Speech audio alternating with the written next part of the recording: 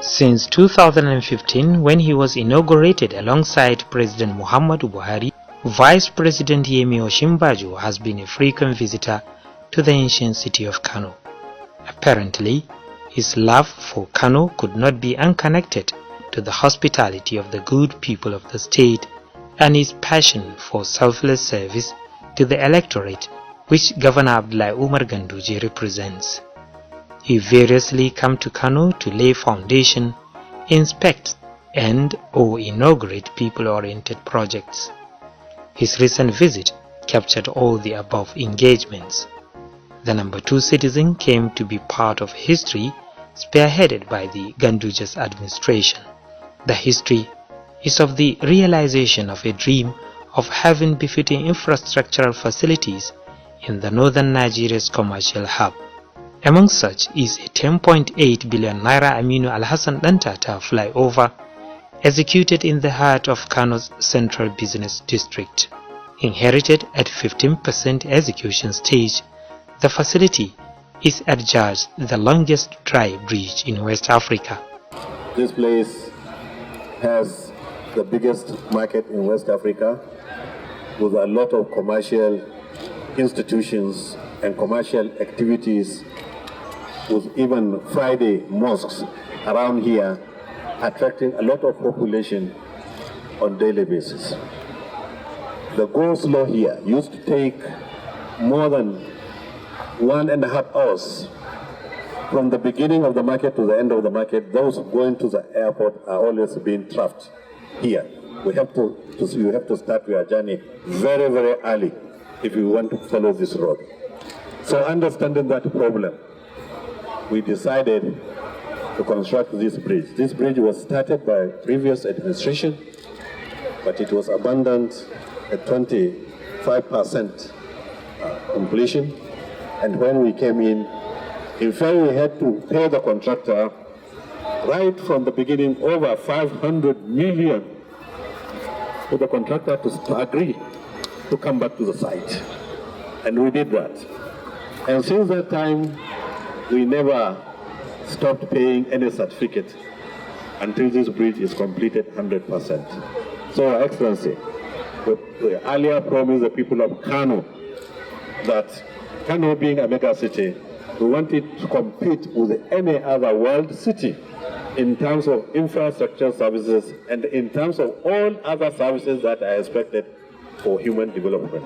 Vice President Yemi Osinbajo inaugurated the mega project in the presence of renowned philanthropist and business mogul Alhaji Aminu Alhassan Dantata, after whom it was named.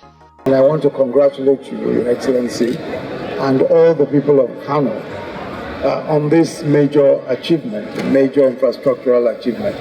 I think that if we all could point to some significant infrastructural achievement like this in many of our states, there would have been so much progress recorded. As you know, President Muhammadu Buhari has been focused on infrastructural development. For the first time in the history of Nigeria, we're spending over, in fact now, in the last 2 cycles, 2.7 trillion naira on infrastructure alone, and we intend to improve that. And this is the largest ever in the history of Nigeria. So we're keyed into that, and I'm very happy to see that the Kano state government is also very interested in ensuring infrastructural development. And I want to congratulate Alhaji also on this very important accolade. It's very important. I think that when you look at it, he's a deserving person to be given the pride of having this infrastructure named after him, especially because of his reputation in business, not just in Kano, but in the whole of Nigeria, and indeed in West Africa. Another critical infrastructure is the Koforu underpass. The multi-billion naira project, situated along Koforu-Katsina Road Junction, is intended to minimize traffic gridlock being experienced by travelers, especially those coming from or going to northern part of the state, as well as Katsina and parts of Niger Republic. Not only easing vehicular traffic, the bridge has become a new landmark that added to the beauty of Kano. This place is a melting point for traffic jam because it's the major axis coming from Niger Republic through Daura and then Katsina and Zamfara. All the vehicles coming from that direction are entering Kano into this point. And also there is a university, there are many markets around here, and also the Bukavu Barrack, the military settlement is also here. In fact, we have to use some part of the land for this construction. Hashim underpass for the benefit of the people of Kano State, the benefit of people of other states of Nigeria, to the glory of God.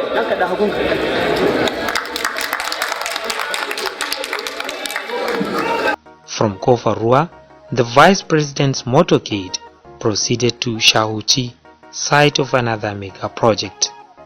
The planned Sheikh Karibullah Nasir Kabara Bridge is designed to ease traffic flow around the Murtala Muhammad Specialist Hospital, the biggest health facility in Kano. Two, as earlier mentioned, there is this oldest, very old hospital, Murtala Muhammad Hospital, about 2,000 beds, with an emergency unit across the road, which is also as old as former school of nursing, leads to the oldest market in the state, over 1,000 years, Kudu market, when there was trans-Saharan trade between the Arab world and Kano through the Sahara Desert by camels.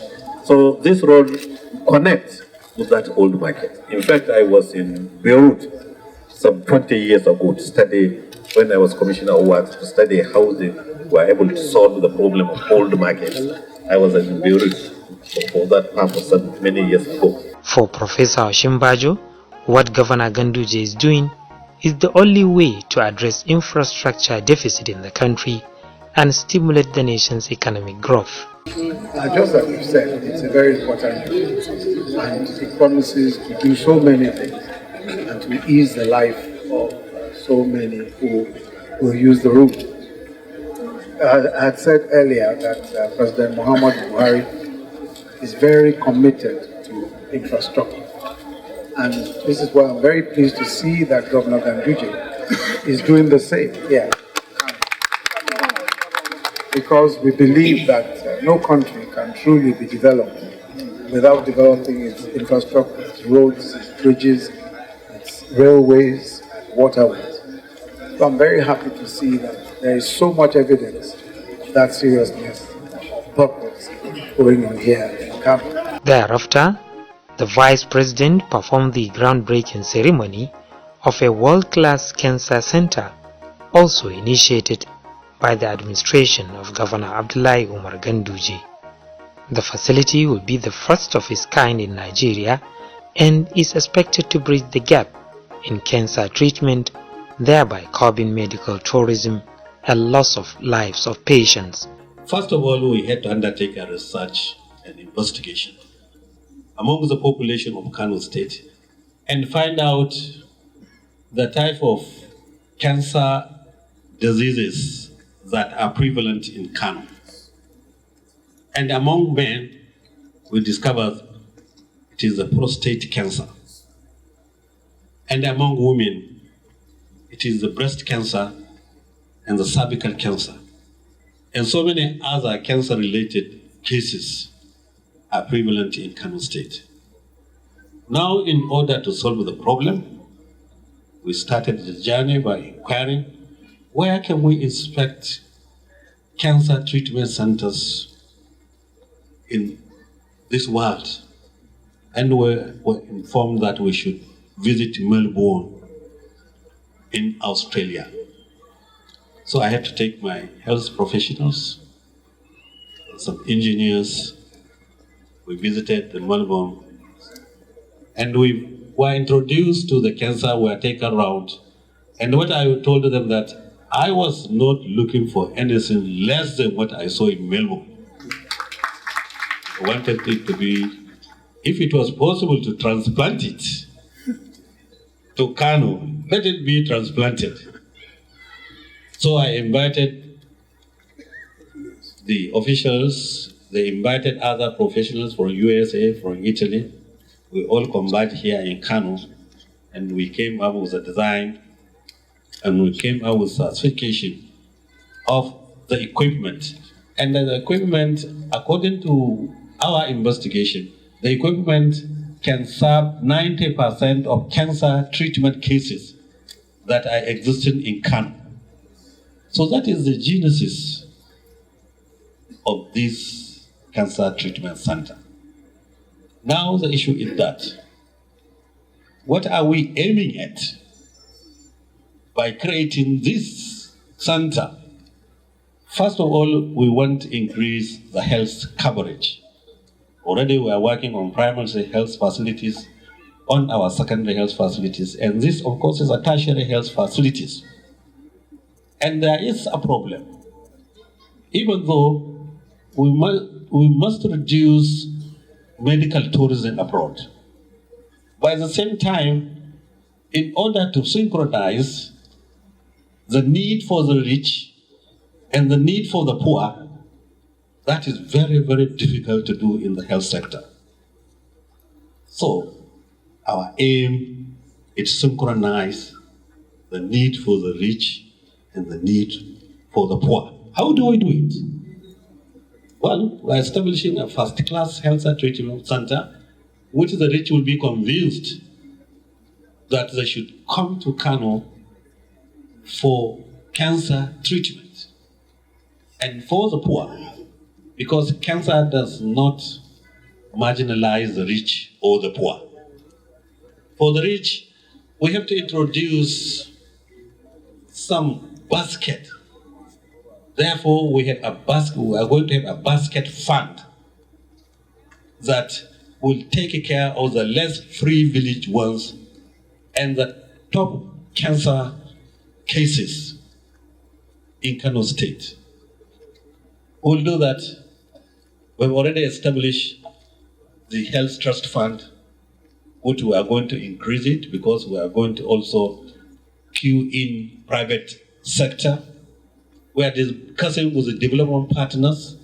When they see that we are serious, we are sure that they will come in. And even the Cancer Treatment Administration will have corporate social responsibility aspect. So you can see that the profit that will be gained by taxing or by getting money from the rich, some part of it will be for the treatment of the poor. Saluting Governor Ganduje for the giant stride, Vice President Yemi Osinbajo said, with this project, Kano is the first among Nigerian states to key into the federal government's National Cancer Control Plan. The WHO reports that in 2018, 4% of deaths in Nigeria were caused by cancer. Cancer alone accounted for 4% in 2018. Over 100,000, as we said, are cancer cases that are reported in Nigeria. About 72,000, beg your pardon, die annually of cancer. So Nigerian cancer cases are about 15% of cases in West Africa. In the whole of West Africa, we take 15% of cancer cases. So there is a major problem with cancer in Nigeria. And this is why the federal government decided on the National Cancer Control Plan 2018 to 2022, the National Cancer Control Plan. I think it was referred to by the Honorable Minister of Health, by the Honorable Commissioner for Health, Kano State. The important part of that cancer control plan of the federal government is the involvement of states. Each state is meant to have its own cancer control facilities and cancer control plan and key in to the federal government's own plan. I must say that again we have a situation where Kano State has led the way in plugging into the overall plan of the federal government, which is the federal government's cancer control plan. But they've done so typically in style, and they've done so so excellently, which is why we have the plan for an ultra-modern, cutting-edge cancer control facility here, a cancer treatment facility here in Kano. I want to commend the governor for his farsightedness in establishing this cancer control facility. But we must say that it's not just for Kano State. And I think that that is a point that he also made, that this is meant to be a cancer treatment center of excellence for the whole nation. Of course, I believe that that will work effectively, and many will come here to use this particular facility. So I must commend you, Your Excellency, for this innovation and for your farsightedness and for the hard work which you've put into this program already. I see that the structures are already coming up, and it's very clear from the equipment manufacturers and equipment suppliers that a lot has gone into this project already. So I really want to commend you and to thank you very much for the great work you are doing, and to say again that we are extremely proud of what Kano State is doing. And I'm sure that when I report this to the President, that not only is the Muhammadu Buhari Specialist Hospital doing great things in brain surgery, as we've heard, in spinal cord surgery, as we've heard, but is also about to become the #1 cancer treatment facility in Nigeria. I'm sure His Excellency the President will be very, very pleased and proud to hear about that. Indeed, Professor Yemi Osinbajo has been part of the history made under the stewardship of Governor Abdullahi Umar Ganduje.